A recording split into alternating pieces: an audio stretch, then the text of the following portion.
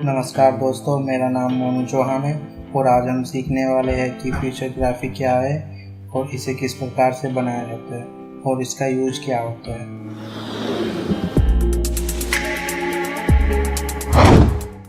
मेरे चैनल से जुड़े रहने के लिए बहुत बहुत धन्यवाद और जिस किसी ने अभी तक मेरे चैनल को सब्सक्राइब नहीं किया है वो मेरे चैनल को सब्सक्राइब कीजिए और बेल बटन को भी प्रेस कीजिए।